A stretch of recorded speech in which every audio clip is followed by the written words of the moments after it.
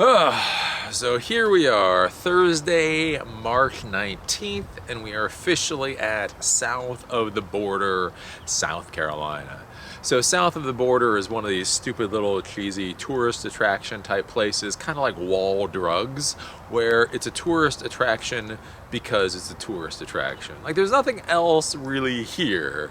It's important because it exists, and it exists because it is important, and around and around and around we go. So we were going to stop at Fayetteville today. So we started off this morning up in Colonial Williamsburg, or Williamsburg, Virginia, and originally the plan had been to go all the way down to Charleston, South Carolina.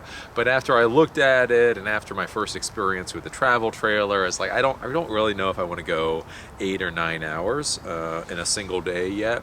And so we were going to go to Fayetteville, but then we were driving down to Fayetteville, and I realized I wanted to keep driving a little bit longer, and so south of the border is about an hour past Fayetteville, and so that's kind of how we wound up here. One of the issues that we're just trying to figure out right now is simply figuring out where RV parks are.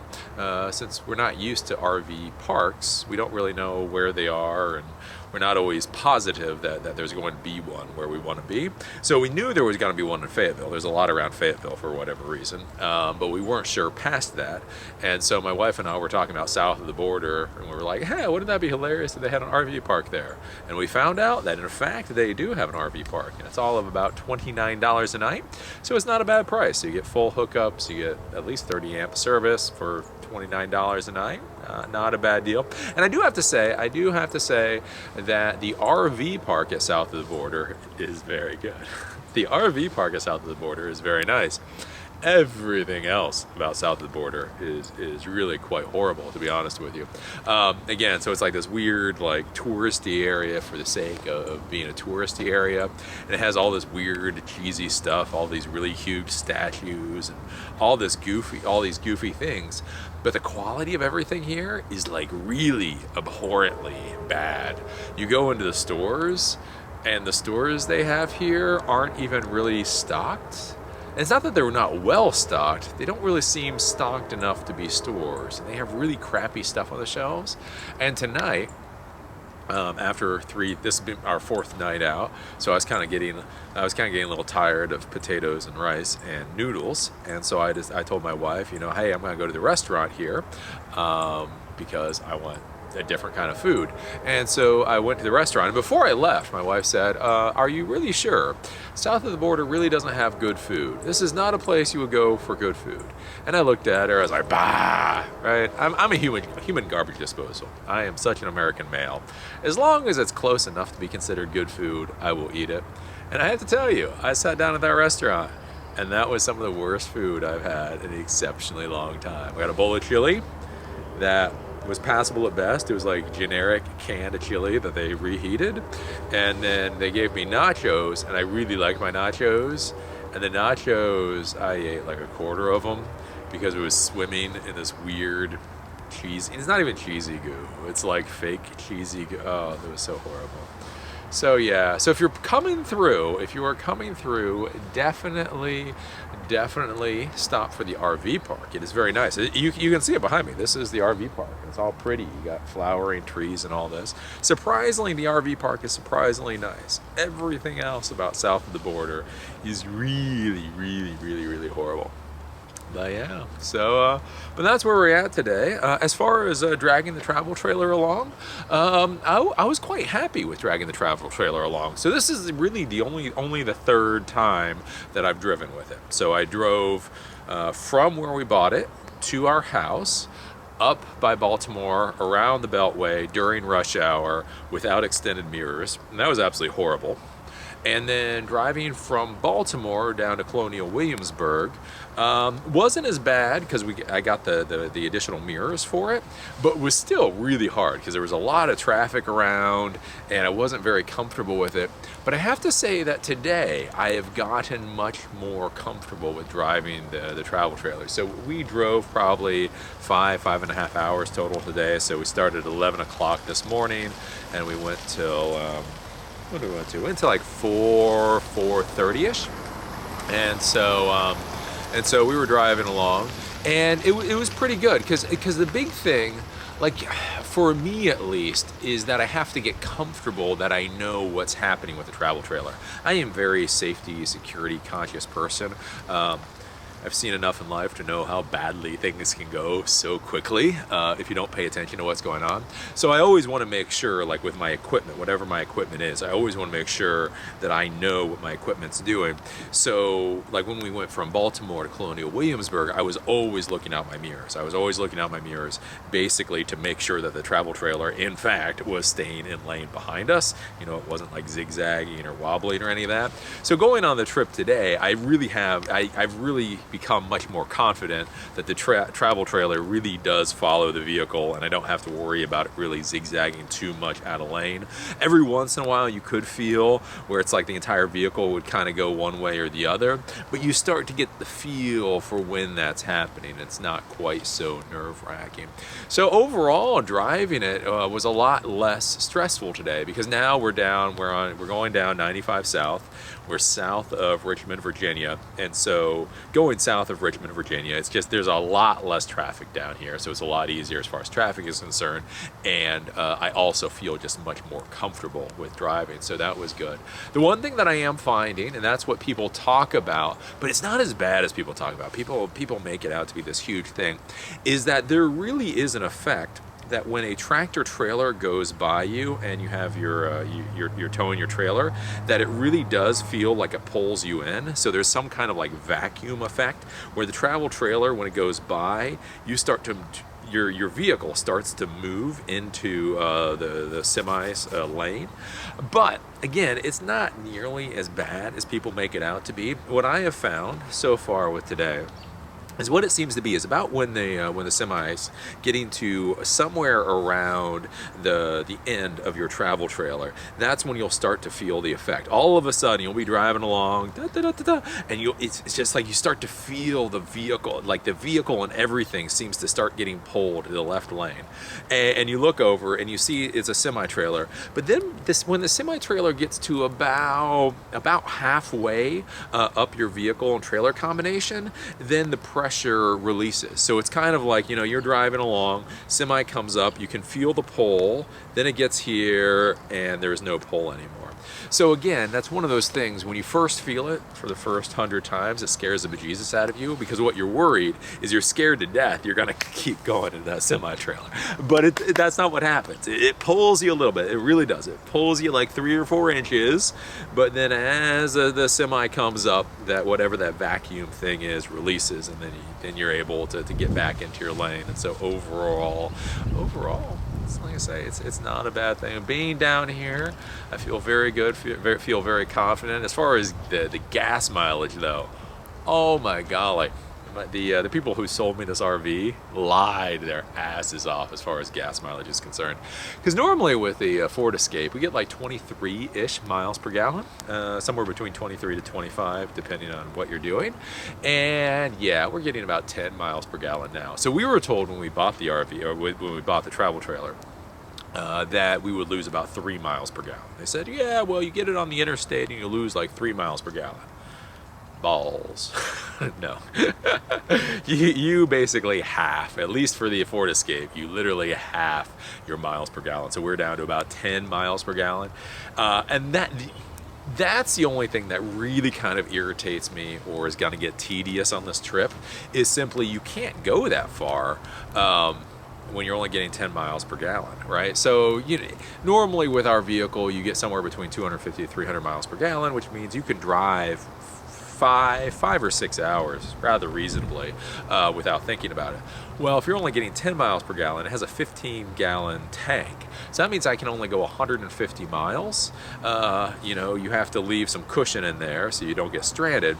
So realistically, it means we have to stop for gas about every 2 hours, which that is a bit of a pain in the ass. Because a lot of vehicles that get that poor gas mileage, they have a much larger gas tank, so they might have a 20 or 25 gallon gas tank, so you can get it a reasonable distance. The problem with the Ford Escape is they don't figure that you're going to be dragging a travel trailer along for an entire year, so they'll only give you a 15 gallon tank, and you run through that pretty quick. So simply coming from Williamsburg down here to south of the border, again, however you want to cut it, 5.5 hours. We stopped for gas. So I filled up the tank last night, a couple miles away from where we started. We drove that. We filled up the tank once, then we filled up the tank again, and now before we leave tomorrow, we have to fill up the tank again. So, yeah, that's a lot of gas. That is so much gas. But oh well, you know, what are you going to do? That is what you deal with in the life of a traveler, figuring out all of these issues. And these are the kind of problems that you run into when you go out to do adventuring stuff that you don't think about beforehand, and you have to learn to kind of roll with it and figure out things like what your budget actually is, because I mean our budget can afford it now. But I remember that when I backpacked through Europe, right? So when I backpacked through Europe, the issue was I decided to go to the UK first. And so at the time, it was 80 US cents to the euro. It was beautiful, right? So going through Europe was dirt cheap. What I didn't realize was it was $1.50 to the pound. Which was absolutely brutal. So when I went backpacking through Europe, what I did was I got a 1 month Brit Rail pass, which is basically a Eurail pass for the UK, and then I got a 2 month Eurail pass. And so I flew in, and I flew into Heathrow. I was wandering around London, and I figured, okay, I'll just start using my Brit Rail pass now. I'll do a month in the UK, and then I'll hop down to Europe. And the thing was, I brought a tent with me. I had brought a sleeping bag with me. I had this whole idea about how I was going to travel through Europe. I was going to do the whole tent and sleeping bag thing, so on and so forth. Well, I go to a hostel in Penzance, of all places. It's like the farthest place west in England. So I go there, and it's a really nice, beautiful place, and there's a very nice hostel there. And so I set up my tent, and I get in my sleeping bag, and I'm going to bundle up for the night. And what I hadn't realized, because this was summer, so I left in August, so August, July, so this was May in the UK, and I hadn't realized how cold and windy and wet the UK was. So I'm there, and being out in a tent was absolutely and utterly about the most miserable thing in the world. It was just absolutely horrible. And so I then go in, and I figure out how much a hostel room is, and it was much higher than what my budget was going to allow me, or what my original budget was going to allow me. So one of the first questions that I had to deal with when I was in the UK is, can I expand my budget? I decided to expand my budget, and it cut into my savings later, but it was one of those things. Like, being in the UK cost me about twice as much as I had expected, simply because I hadn't realized what the exchange rate meant. When you say that it's $1.50 to the pound, I hadn't realized that the pound, so what I thought is, if it's $1.50 to the pound, then it means if a Coke is $1 in the US, then it'll be 75 cents or 75 pence in the UK. I didn't realize that meant if a Coke was $1 in the US, it would be a pound in the UK, which is the equivalent to $1.50. So everything that I had budgeted was like 50% off or whatever. And so that was one of the things I had to come to terms with, was that price difference. And that is something to think about. Like, you would be surprised how many of these little things, like price, you're just like, what the hell? So there's that. Beyond that, I'm still trying to figure out if I'm going to be able to upload all of these videos in 4K. So we were at KOA for KOA Campground in Williamsburg for Monday, Tuesday, Wednesday. We left this morning. And since I was there, I was not able to upload even my first 4K video while being on the road. So all the videos that I'm doing are in 4K, which means they're anywhere between 10 to 14 gigs in size. And so while I was at the KOA, I was able to tape Eli Computer Guy live videos and upload those little 500 meg to a gig videos. I was able to do that, but I was not able to upload a single, or complete an upload of a single one of these vlog videos, I think because they are so large. So I may have to cut these down to 1080p videos. So whenever you're doing video encoding, 4K is the largest, then you have 1080p, then you have 720p, then you have the smaller ones. So if I do one of these videos in 4K, it's like 10 to 14 gigs in size. If I do one of these videos in 1080p, it's like 3 to 4 gigs in size. So I may have to degrade the quality of these videos down to 1080p, simply because these 4K videos may fundamentally just be too damn big. Because I was able to upload quite a few of the Eli Computer Guy live, again 500 meg to a gig. It took a long time. It took a stupid amount of time to get it done, but I could do it, whereas these 4K videos started locking up. So we shall see. So here at the south of the border campground, they have wireless. And they have at least 5 megabits per second upload speed. So I did a speed test, and they have at least 5 megabits per second upload speed. So I started uploading 2 videos before I came out here to do this. So I'll wake up in the morning and see how that goes. If this dies, then I'm probably going to be going to 1080p. From here, we go to Charleston, South Carolina, and so we'll camp out down there for like 5 or 6 days. So again, I may still try to play around with a 4K, but I'm thinking 4K may just be too large. 1080p, again, uploading 4 gigs, uploading a 4 gig video file isn't that bad in the modern world. Uploading a 14 gig video file, uploading multiple 14 gig video files may be a bit of a bridge too far. But, you know, that's all the kinds of stuff that you figure out while you're traveling. The best laid plans never work out how you expect them to work.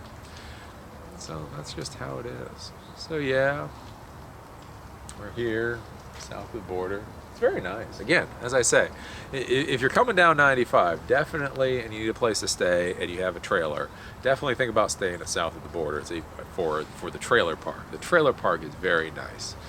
Everything else is absolutely and utterly but yeah, I guess that's about it. So I skipped Fayetteville. The nickname of Fayetteville is Vietnam. So as you guys know, I was in the Army, and I was stationed down at Fort Bragg while I was in the Army. So so I hadn't been back to Fayetteville. I haven't been back to Fayetteville. Ooh, wow. How long? It's so weird. It's so weird to be of the age where you really have to think about how long you've been someplace. 15 years? I think it's been like 15 years since I've been to Fayetteville at all. And yeah, it was weird to go back. It was weird the thought about going back, because one of the things that happens for a lot of you young folks, you may not realize, but when you get older, is especially when it's really easy to compartmentalize thoughts and compartmentalize experiences around geographical locations. So, you know, thinking about, you know, this set of events happened to me to this place, and this set of events happened to me in this place, and this set of events happened to me in another place. And what's interesting, so Fayetteville was a whole set of events that was all very self-contained. You know, I went into Fayetteville, I went into Fort Bragg for my duty station, and all the stuff happened there, and then I left, right? And there was no reason to ever come back to it. Because I left off to Maryland basically to go off to college as soon as I left the military. And so there is a weird thing when you go back to places that you haven't been since events happened, because it does bring up a lot of like all this weird stuff. And it is interesting, just so you guys realize, so all you youngins realize, is a lot of things you don't quite get over in the way that you imagine you get over. Like simply over the last couple of days, thinking that I was going to go to Fayetteville again, or being anywhere around Fayetteville, it brings up so many emotions, and it brings up so many things that you think are long lost and buried. Don't really know what to do with that on the whole, but it is something just to keep in mind. There's a lot of things that we do in life where we don't really get over, we just simply compartmentalize it and then shove it in a box and shove it into some far cabinet in the corner of our mind, never to really think of again until it comes up. But yeah, anyways. Yeah, no good Vietnam stories for you guys yet. I may bring out some Vietnam stories later, but that place was harsh. That place is a harsh fucking place. It is funny, like, because I was thinking about that, especially doing these vlogs. And I get so, on the other YouTube channels, I get so many people saying that I should be nicer, or that the world should be a nicer place. And it was funny thinking about that, thinking about being anywhere around Fayetteville or Fort Bragg again, and realizing back my very early 20s, so 19, 20, realizing exactly how unpolite the world really is. You know what I'm saying? Like, you sit there as a very young person, and you have this idea of what you think the world is about, and you have this idea of what you think is valuable and right and good, and then you realize that's all a bunch of horse crap. But yeah, anyways, that's a story for another time. That is a story. That's 100 stories for another time. But anyways, it is getting dark again, and rainy, so I'm gonna go in and bundle up. So hopefully tomorrow we will be in Charleston, South Carolina, and then the real fun will begin. It's gonna be like 75 degrees tomorrow. Charleston is an absolutely beautiful city, so we're gonna be there for a week. And so hopefully tomorrow, that's when the real sightseeing and some of the good videos should start.